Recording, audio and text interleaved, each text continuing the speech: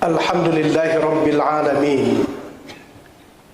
Wabihi nasta'inu ala umuri dunia wad din.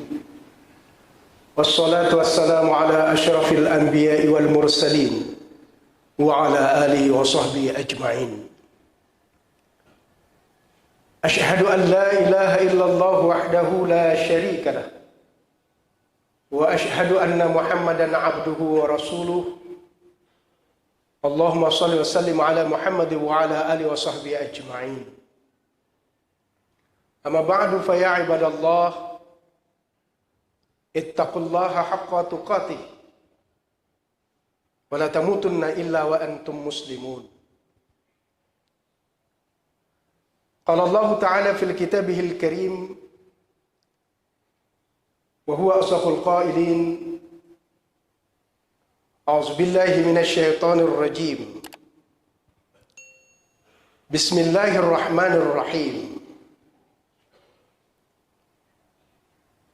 Fawajada 'abdan min 'ibadina atainahu rahmatan min 'indina wa 'allamnahu min ladunna 'ilma. Shadaqallahul 'azim. Hadirin kaum muslimin, sidang jamaah Jumat yang dirahmati Allah. Pertama dan yang paling utama, marilah sama-sama kita memanjatkan puji dan syukur kepada Allah Subhanahu wa taala. Tuhan ilahi Rabbi Allah Azza wa Jalla yang telah melimpahkan rahmat, nikmat dan karunia-Nya kepada kita, sehingga pada Jumat yang mulia ini kita masih diberikan kekuatan lahir dan batin oleh Allah untuk sama-sama dapat hadir di rumahnya yang mulia ini. Beriringan dengan itu, salawat dan salam kita sanjung sampaikan kepada Rasulullah Muhammad SAW, Rasul yang karena kedatangannya kita telah dibawa pada kehidupan yang penuh dengan peradaban, pengetahuan, serta keagungan akhlak. Selanjutnya, melalui mimbar ini khatib mengajak kita semua untuk senantiasa bertakwa kepada Allah Subhanahu wa taala. Semoga ketakwaan ini menjadi bekal terbaik kepada kita sekalian untuk nanti kembali kepada Allah Subhanahu wa taala. Jamaah yang dimuliakan Allah, beberapa hari lalu pada tanggal 27 Agustus 2022 di Yogyakarta, tepatnya di University Club Cafe Universitas Gadjah Mada, berkumpul para profesor, para guru besar, dan akademisi senior dari perguruan tinggi negeri dan swasta di sana. Pertemuan mereka mengangkat sebuah isu yang mungkin menjadi satu hal yang penting buat kita, soal krisis kepemimpinan.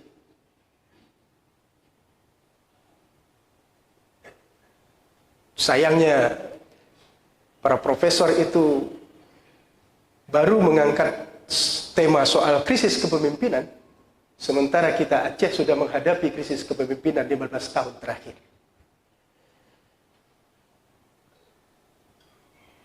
Jemaah yang dimuliakan Allah,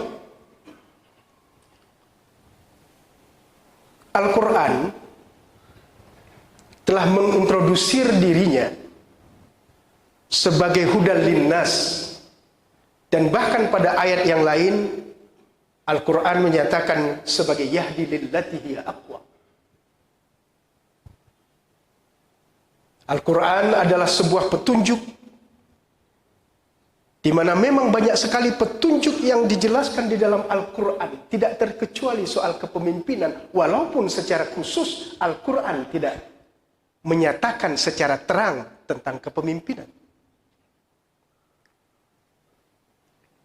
Di dalam Al-Quran kita bisa membaca tentang bagaimana kisah-kisah para nabi dan rasul di mana gaya Al-Quran dalam berkisah yang pada tujuannya tersirat untuk memberikan petunjuk, bicara soal moral, peringatan, hikmah, terutama yang berkaitan dengan ajaran tauhid. Kisah-kisah para nabi dan rasul di dalam Al-Quran banyak sekali diceritakan oleh Allah. Baik itu secara khusus sebagaimana cerita tentang Nabi Yusuf misalnya, yang disebut oleh Quran sebagai ahsanal qasas, kisah terbaik. Dan ternyata di dalam Al-Quran, Nabi dan Rasul yang paling banyak diceritakan oleh Allah adalah Nabi Musa. Lebih dari 130 kali Nabi Musa disebutkan namanya di dalam Al-Quran. Dan lebih dari 10 surah di dalam Al-Quran menceritakan tentang bagaimana Nabi Musa. Kaum muslimin yang dirahmati Allah, kalau kita lihat di dalam Al-Quran, maka cerita tentang Nabi Musa yang merupakan ikonnya Bani Israel, Allah ceritakan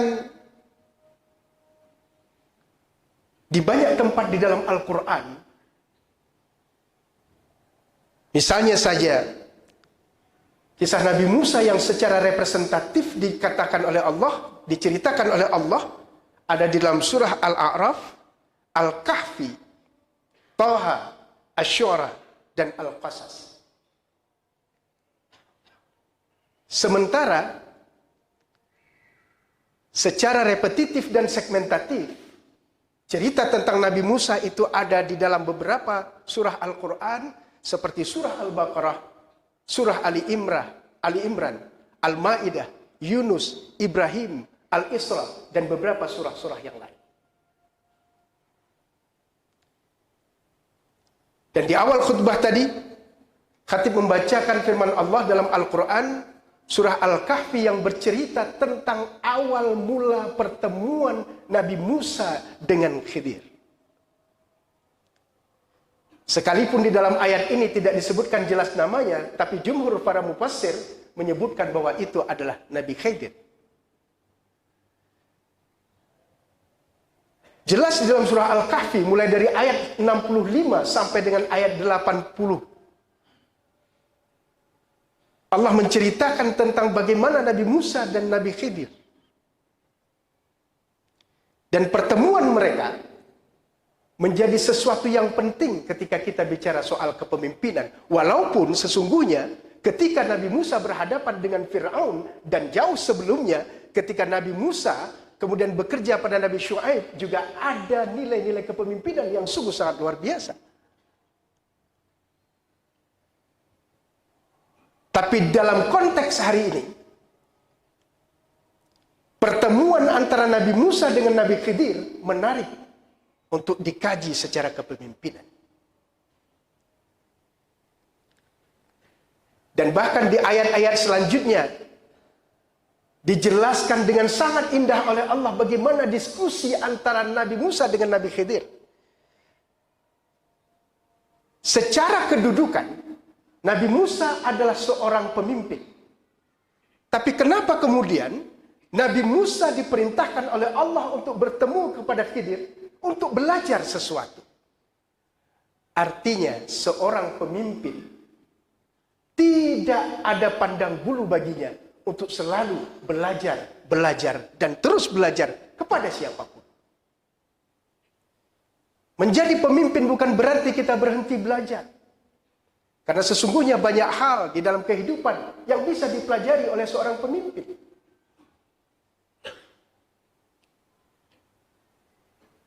Bahkan Nabi Khidir memberikan syarat kepada Nabi Musa dengan mengatakan bahwa engkau tidak akan sanggup mengikutiku kecuali engkau memiliki sesuatu yang namanya kesabaran. Dan kemudian dalam perjalanannya, indah sekali Allah ceritakan di dalam Al-Quran surah Al-Kahfi. Sampai pada akhirnya, kemudian Nabi Musa belajar tentang sesuatu kepada Nabi Khidir. Apa yang dilakukan oleh Nabi Khidir sesungguhnya adalah merupakan tindakan yang tidak terlihat secara kasat mata. Dalam artian, episode-episode di dalam cerita itu, walaupun Nabi Khidir melakukan sesuatu, tapi sesungguhnya dari tindakan itu ada sesuatu yang tidak bisa dibaca oleh Nabi Musa. Sebelum akhirnya saat mereka akan berpisah, Nabi Khidir menjelaskan apa yang dilakukan. Banyak sekali tindakan-tindakan yang terjadi, yang tanpa kita ketahui dalam hidup dan kehidupan kita sesungguhnya memberikan makna dan pelajaran kepada kita. Sebagaimana peristiwa pertemuan antara Nabi Musa dan Nabi Khidir. Jamaah yang berbahagia. Lalu bagaimana pertemuan itu? Semua kita tahu bahwa ada tiga peristiwa besar yang dialami oleh Nabi Musa dan Nabi Khidir ketika mereka bertemu.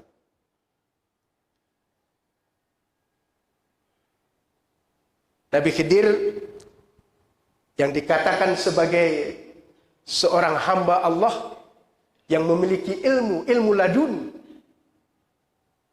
memberikan pelajaran-pelajaran yang sangat luar biasa diterima oleh Nabi Musa sebagai seorang pemimpin. Peristiwa pertama adalah ketika Nabi Khidir mengajak Nabi Musa untuk mengarungi lautan dan menuju ke satu tempat. Mereka menggunakan sebuah perahu, dan saat tiba di tempat itu, tempat tujuan, perahu itu kemudian dibolongi oleh Nabi Khidir.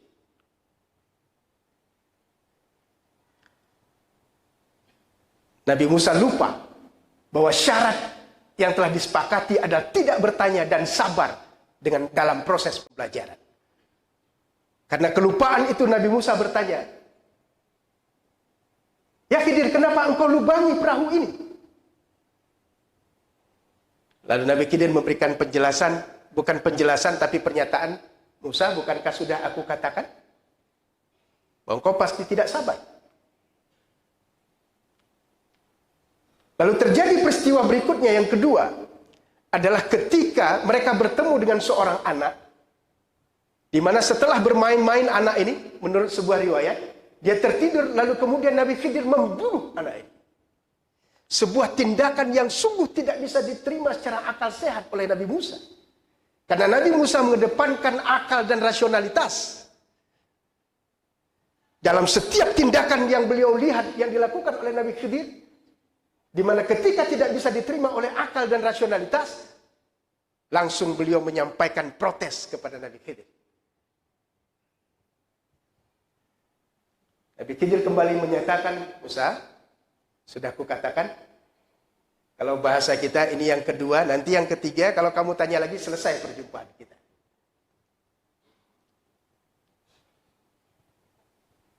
Dan peristiwa yang ketiga, kaum muslimin jamaah yang dirahmati Allah, adalah ketika mereka melewati sebuah kampung, di mana di sana ada sebuah rumah yang sudah mau roboh, dan rumah itu ditempati oleh anak yatim.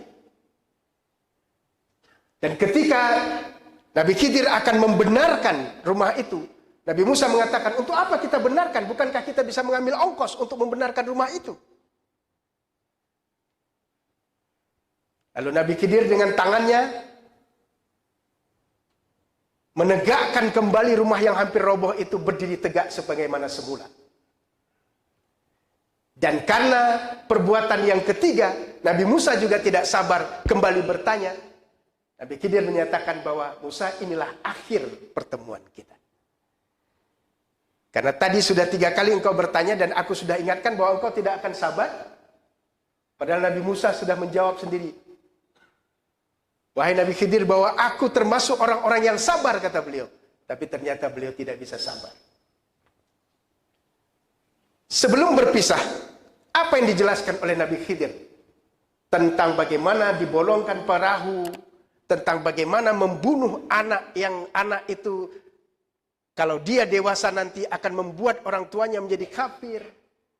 Dan kemudian bagaimana yang terakhir ketika Nabi Khidir membangun kembali, mendirikan kembali atau memperkuat kembali rumah anak yatim piatu yang hampir roboh. Beliau menjelaskan satu persatu kepada Nabi Musa dengan penuh kesabaran. Nabi Khidir adalah tipikal seorang guru yang sangat luar biasa.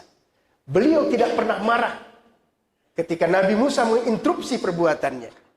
Kemudian beliau selalu menjelaskan apa-apa yang dilakukan. Jemaah yang dimuliakan Allah. Lalu apa aspek kepemimpinan berkaitan dengan tiga hal tadi? Yang pertama soal membolongi perahu. Nabi Khidir menyatakan bahwa kenapa kita bolongi?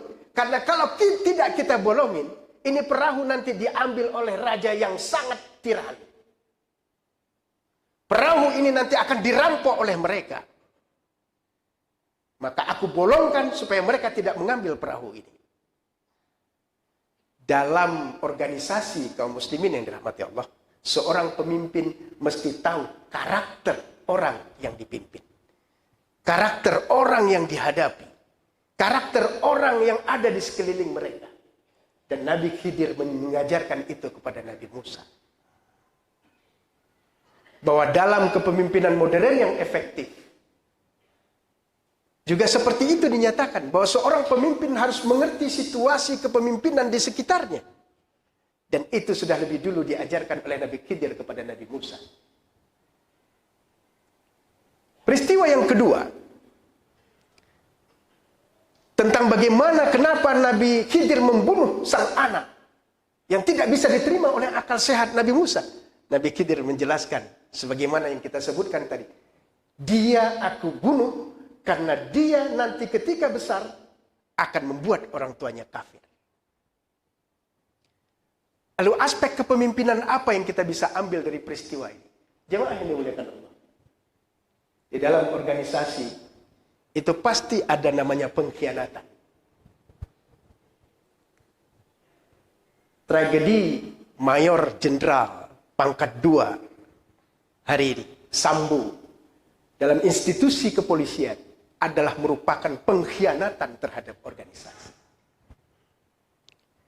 Obstruction justice yang seharusnya tidak dilakukan oleh seorang perwira, tapi itu dilakukan. Dan itu bukti bahwa dalam setiap organisasi itu ada pengkhianat-pengkhianat. Dan apa yang dilakukan oleh Nabi Khidir sesungguhnya mengajarkan kepada Nabi Musa, bahwa sesungguhnya dalam kaum yang engkau pimpin, dalam orang-orang yang engkau pimpin, ada juga orang yang seperti ini.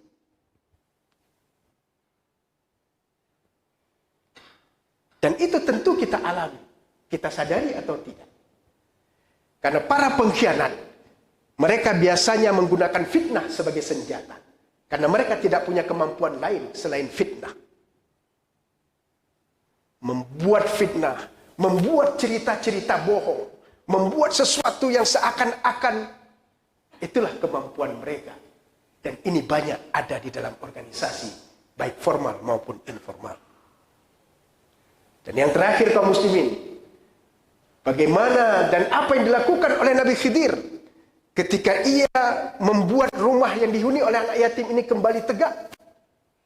Nabi Khidir menyatakan karena di bawah rumah ini ada harta karun yang nantinya bisa dimanfaatkan oleh mereka. Secara kepemimpinan, bahwa Nabi mengajarkan kepada Nabi Musa, menjadi pemimpin itu harus memiliki nilai-nilai idealisme. Tidak perlu kita berharap kita akan diberikan imbalan ketika kita membuat rumah ini menjadi lebih baik. Pemimpin tanpa idealisme tentu bukan seorang pemimpin. Karena menjadi pemimpin yang paling penting adalah bagaimana saraf keikhlasan itu menjadi hidup. Penting bagi seorang keikhlasan. Inilah yang dilakukan oleh Nabi Khidir ketika memberikan pelajaran kepada Nabi Musa. Dan hari ini kaum muslimin, berangkat dari apa yang kita katakan tadi, pertemuan para guru besar terkait dengan krisis kepemimpinan, hal-hal yang seperti kita sampaikan tadi memang hilang dalam kehidupan kita. Banyak pemimpin hari ini, ibarat kata Niccolo Machiavelli, mereka adalah orang-orang yang mempertahankan kepemimpinannya dengan cara-cara yang curang, dan akhirnya orang-orang yang mendukung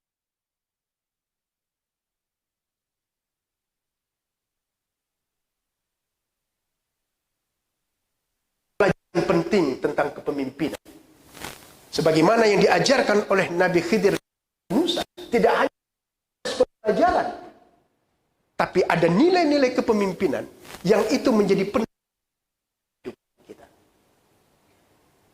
Barakallahu li wa lakum fil Qur'anil azim wa nafa'ani wa iyyakum bima fihi minal ayati wa dzikril hakim wa taqabbal minni wa minkum tilawatahu innahu huwas samiul alim.